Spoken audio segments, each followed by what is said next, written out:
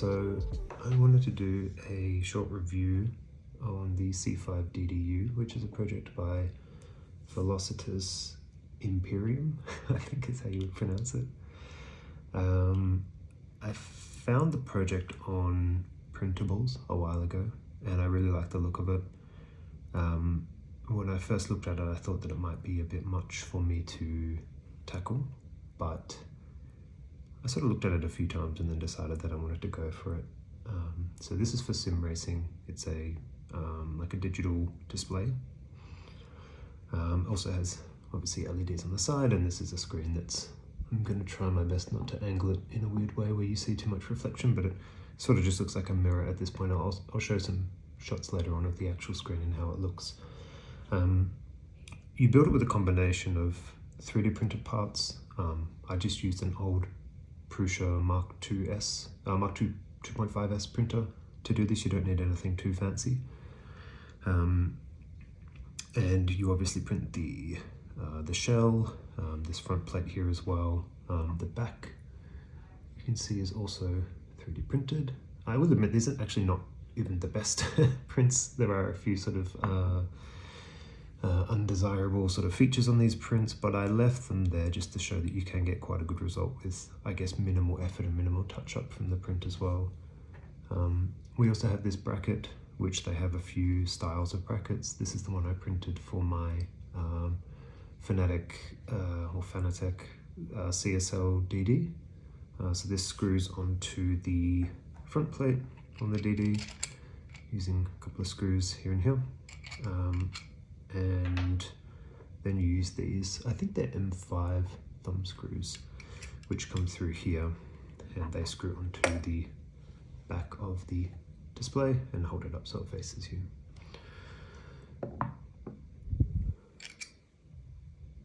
The other thing is this USB cable, which is just a USB cable, which I bought from Officeworks, which is like an office supply store in Australia, and then we'll put the, I think it's a GX12 connector. It's a 4-pin GX12 connector. I'm not sure how well you can see that.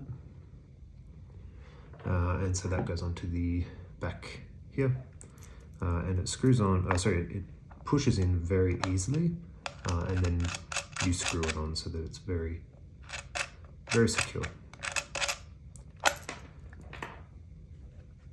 So there's two versions of this DDU. Well, I guess there's the square version and a version that has a rounded top as well, which probably looks a little bit more true to the, I think it's the Porsches that use this.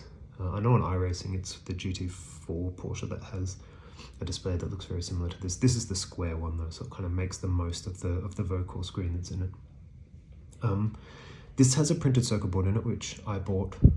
I had to order from JLC PCB, and once again, the guys that made the project give you all of the files that you need. They have a short guide for sort of, you know, the options to click. I'd never ordered a PCB in my life before.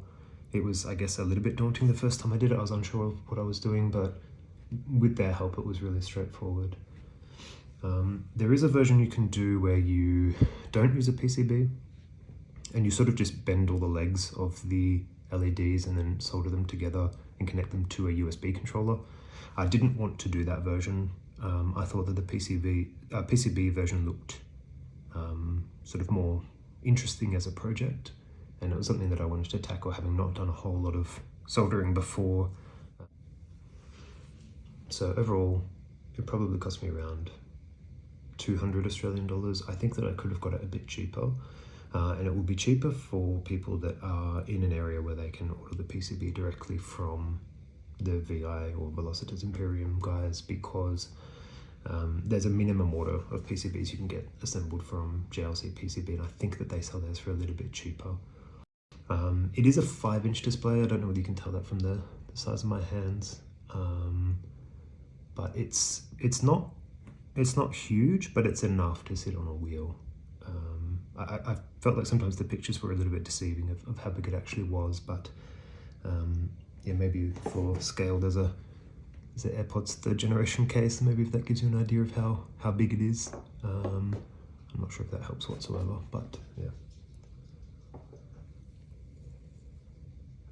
The screen itself is powered by SimHub, and if you don't own SimHub, it's a really great piece of software for sim racing. I'd recommend just buying it, paying for a license. It uses Lovely Dashboard, which is free, and the LEDs are just powered by the Arduino LED, and there's a Lovely profile, I think, that comes with the dashboard. So as to why you would actually want to build one of these, they definitely help for a bit of immersion. You stick it directly behind your wheel, shows a lot of important information. You can toggle, Lovely Dashboard has quite a few good settings where you can toggle like a track map, standings, relative, and you can switch all of these, you know, on the fly whilst you're racing, which is really cool. If you're interested in sim racing at all, or DIY or DDUs, it's a really good project. It's very easy for people that are new.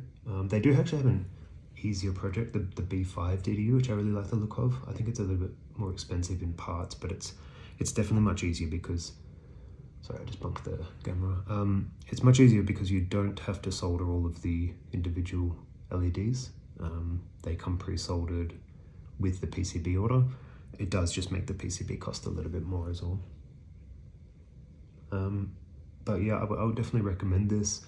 I don't know a whole lot about the guys that made it. I do know that they're just a couple of brothers who are students, and they make a lot of really good products. I'm actually working on another one of theirs now, which is the Taurus GT3 wheel. So it sort of looks like a Lamborghini Huracan wheel, which I'm hopefully going to complete within the next month or two. It's a much bigger project than this, but I'm sure the result is going to be, you know, just as great.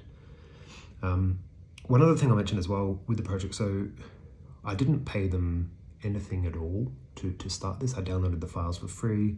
They gave all of the information to send to the PCB manufacturer and all of the parts to order and some links to order them all. All of that was, you know, completely free, but then they also, I joined their Discord and they helped me with a whole lot of technical questions. I had a couple of issues during the assembly, 100% of which were user error, and they were able to sort of point me in the right direction to help me troubleshoot to get that fixed. So considering it's, you know, a free project, it's pretty amazing the support that they have. And I think if you are interested in buying one, then I think, yeah, definitely either look at the options of buying one directly through their website, or, you know, get involved with the community, maybe pick up some of their other projects as well. So yeah, I hope that this has been helpful. I hope if you're thinking about building a DDU, you consider this one. I think it's been a really great project. I didn't want to just buy one, and I could have spent, you know, $400 and just bought one online somewhere, but I wanted the satisfaction of having built it myself.